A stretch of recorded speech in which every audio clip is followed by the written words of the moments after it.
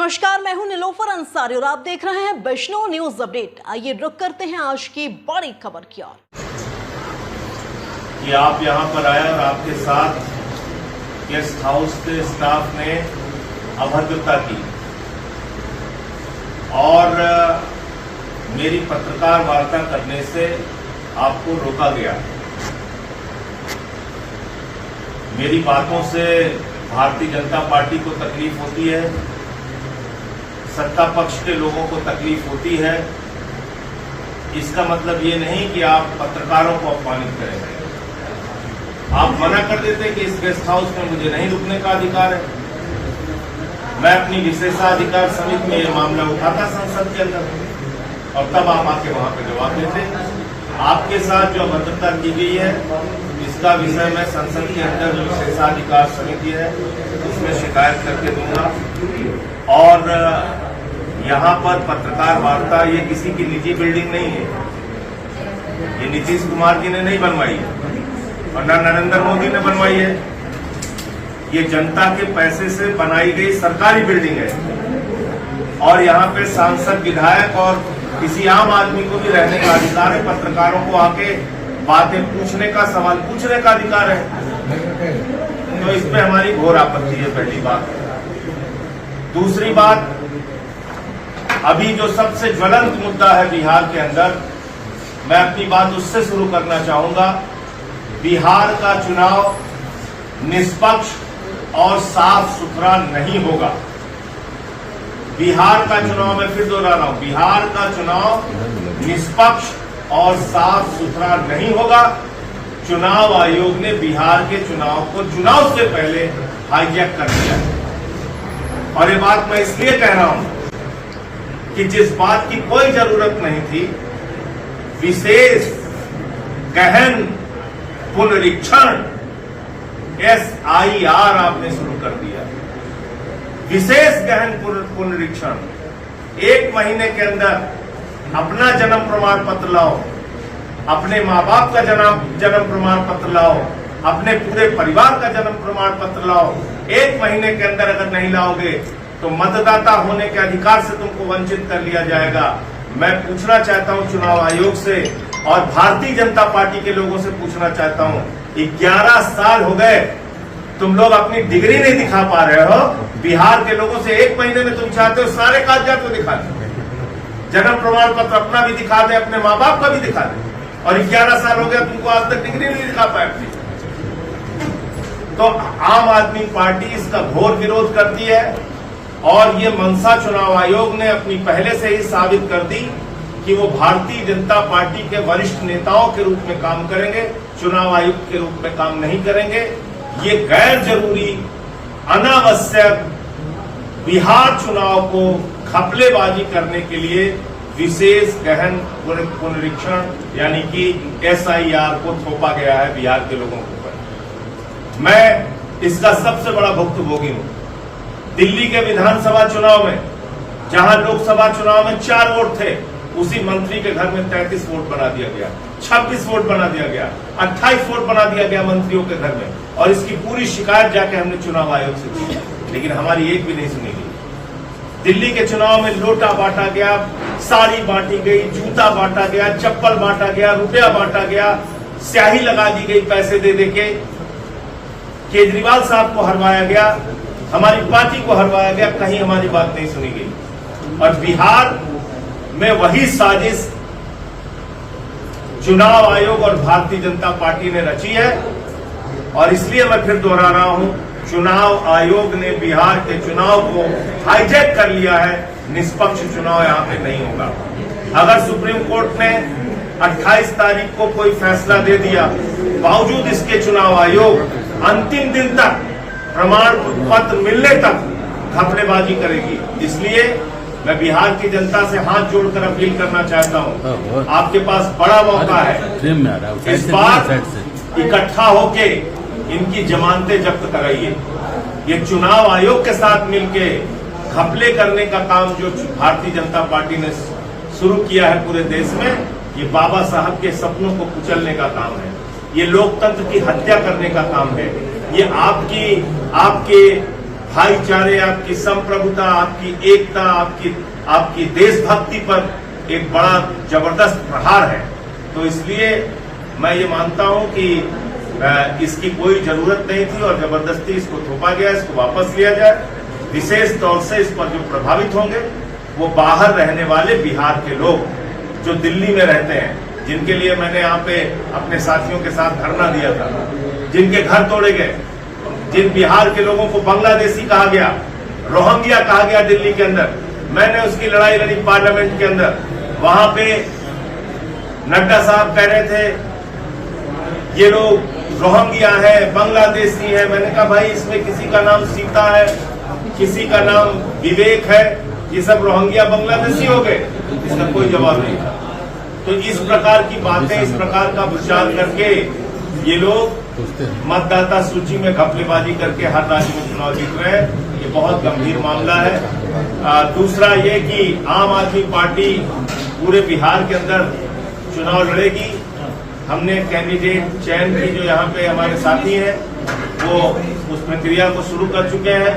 हमारे प्रभारी अजय यादव जी जो पूर्व विधायक हैं और हमारे अध्यक्ष राकेश यादव जी और यहाँ की टीम जो नाम रिकमेंड करेगी राष्ट्रीय कार्यकारिणी को, तो उस पर हमारे नेता केजरीवाल साहब और पूरी टीम मिलकर फैसला लेगी। हम अधिक से अधिक सीटों पर बिहार के अंदर चुनाव लड़ेंगे, क्योंकि आज यहाँ जंगल राज की स्थिति है। बिहार की राजधानी में गोपाल खेमका की हत्या हो गई और एक बड़े व्यापारी की हत्या हो जाती है। आप सोचिए उनके परिवार पे क्या बीत रही होगी कि 6 साल पहले उनके बेटे की हत्या हो गई, 6 साल बाद पिता की हत्या हो गई। आज उस परिवार को यहाँ से पलायन करने के लिए मजबूर होना पड़ रहा है। बिहार में जंगल राज की इस तरह से वापसी हुई है। हर जगह पे रोज खबरें आती हैं, कहीं हत्या, कहीं बलात्कार, एक बच्ची का बलात्कार, एक महिला का बलात्कार हुआ, उसके बाद पता चलता है मेडिकल कॉलेज में उसको ट्रीटमेंट नहीं मिला, उसकी जान चली गई। तो ऐसी तमाम घटनाएं बिहार में घटित हो रही हैं। शिक्षा की हालत बताने की जरूरत नहीं है, स्वास्थ्य की हालत बताने की जरूरत नहीं है, बदहाली की कगार पे है और नौजवान बेरोजगारी के कारण बिहार से पलायन करता है और आज उसकी संख्या 2,70,00,000 के करीब है पूरे देश के अंदर। ये कोई मामूली आबादी बिहार की नहीं है जो मजबूरी में बाहर रहती है। और इसके साथ साथ यहाँ पर जिस प्रकार से एक बाढ़ का क्षेत्र लगभग 74% बिहार का क्षेत्र बाढ़ में डूबा रहता है, तो वो भी एक संकट बहुत बड़ा है बिहार के साथ, जिसको हम लोग इस चुनाव में भी मुद्दा बनाएंगे कि उससे कैसे हम लोग निजात पा सकते हैं, छुट्टी पा सकते हैं। बाकी शिक्षा, स्वास्थ्य, बिजली, पानी आम आदमी पार्टी का मुद्दा रहा है और इन मुद्दों को लेकर जनता के बीच में जाएंगे। गठबंधन में अकेले दम पे लड़ना है। अकेले दम पे कितने सीट पर लगभग तैयारी है आपकी? जहां जहां हमें अच्छे प्रत्याशी मिलेंगे और वो यहाँ की टीम जो बिहार की है वो तय करके नाम भेजेगी ऊपर, उतने सीटों पर हम लोग लड़ाएंगे। सर आप अलग लड़ेंगे तो क्या इसका फायदा बीजेपी एनडीए को नहीं होगा बिहार में? इसका कोई थर्मामीटर मुझे आज तक नहीं मिला। 2018 में आम आदमी पार्टी छत्तीसगढ़ लड़ी, मध्य प्रदेश लड़ी, राजस्थान लड़ी, तीनों जगह कांग्रेस पार्टी जीती। अब उनकी पार्टी टूट के बीजेपी में चली जाती है तो हम थोड़ी जिम्मेदार हैं इसके।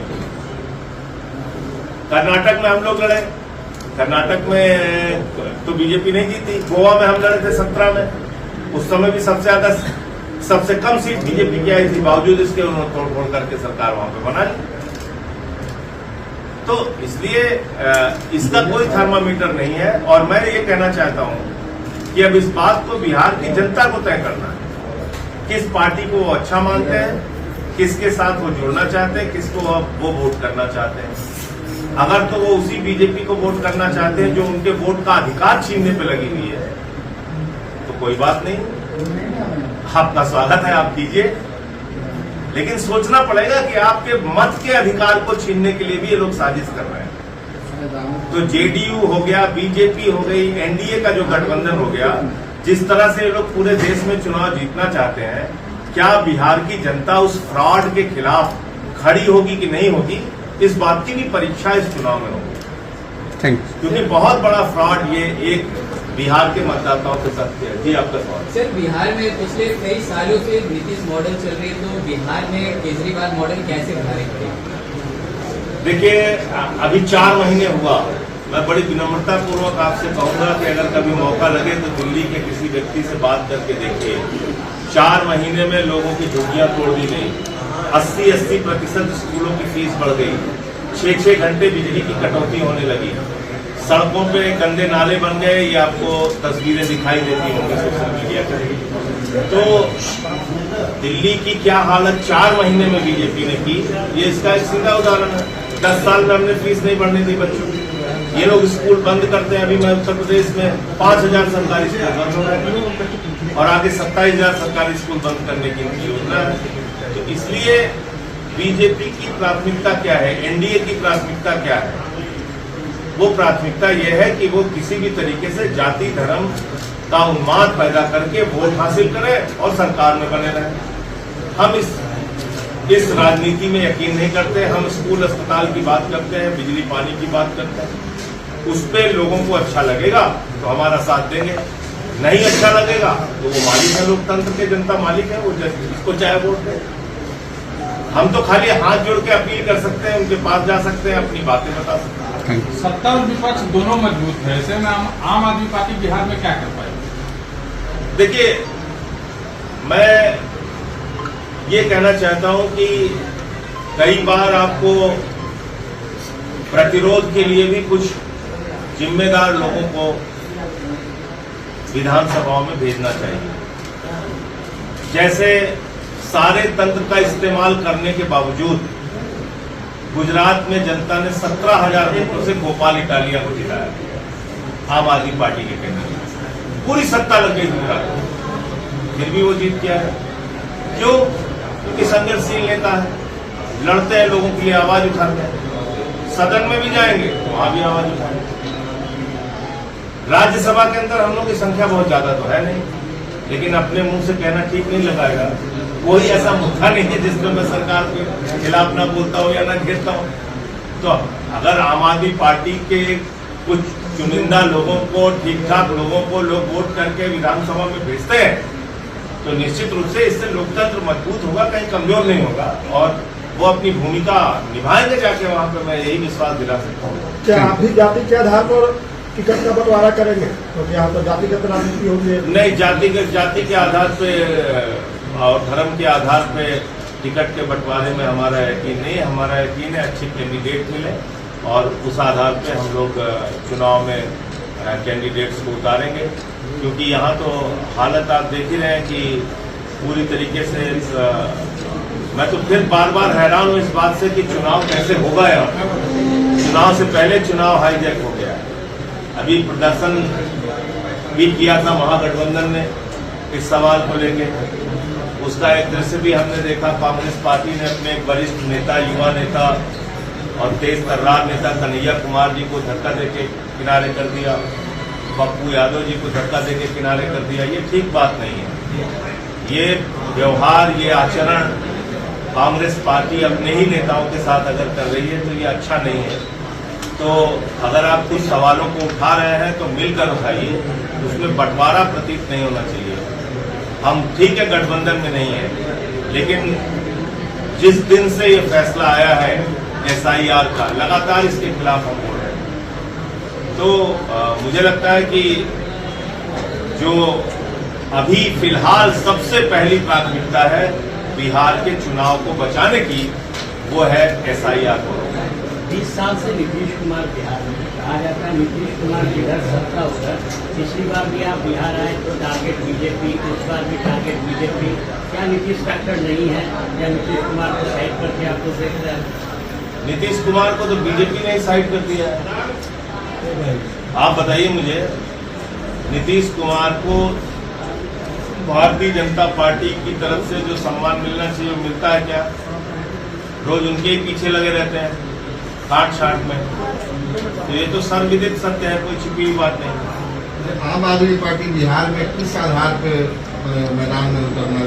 हम अपने मुद्दे पे स्कूल, बिजली, पानी, शिक्षा, स्वास्थ्य हमारा जो राजनीति का तरीका है उसी आधार पर लड़ेंगे। 3 चुनाव दिल्ली में हम जीते तो बिजली, पानी, शिक्षा, स्वास्थ्य के मुद्दे पे जीते। पंजाब में जीते, बिजली, पानी, शिक्षा, स्वास्थ्य के मुद्दे पे जीते।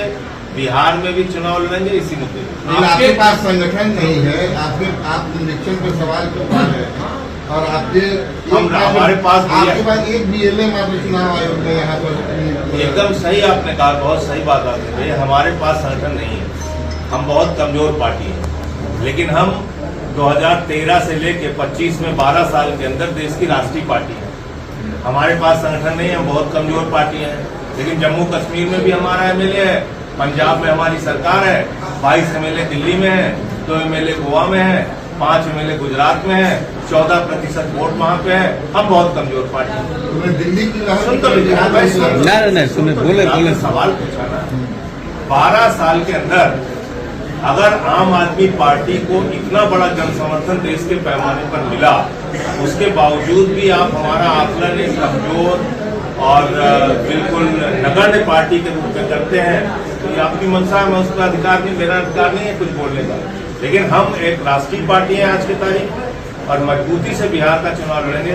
कई चरणों में हमारे साथी ने यात्रा निकाली, राकेश यादव जी, हमारे अजीज भाई और हमारे सारे कार्यकर्ता मेहनत कर रहे हैं। धीरे धीरे संगठन खड़ा होता है और बाकी काम बिहार के लोगों का है, बिहार की जनता का है। हमको अच्छा समझेंगे वोट देंगे, अच्छा नहीं समझेंगे नहीं वोट देंगे, कोई बात नहीं, हम मेहनत करेंगे। दिल्ली की जनता ने नकार दिया, बिहार की जनता भरोसा करेगी? देखिए, बिहार की जनता बिल्कुल भरोसा करेगी, क्योंकि जिस दिल्ली की जनता को भरमाया गया और चुनावी तंत्र को इस्तेमाल करके गलत ढंग से चुनाव जीता गया, 2% वोट हमसे वो ज्यादा रहे। आज उस दिल्ली की जनता को एहसास हो रहा है 4 महीने के अंदर कि उनके साथ विश्वासघात हुआ है, धोखा हुआ है। बिहार के, यूपी के, पूर्वांचल के लोगों के घर टारगेट कर करके उनके ऊपर बुलडोजर चलाया जा रहा है, उनको, उनके घरों को, उनके मकानों को, उनकी दुकानों को वीरान किया जा रहा है। तो लोग तो समझ रहे हैं, जान रहे हैं इस बात। आप जाइए, पूछिए। फिलहाल के लिए इतना ही। बिजनौर की हर खबर सबसे पहले देखने के लिए जुड़िए हमारे चैनल बिजनौर न्यूज अपडेट से।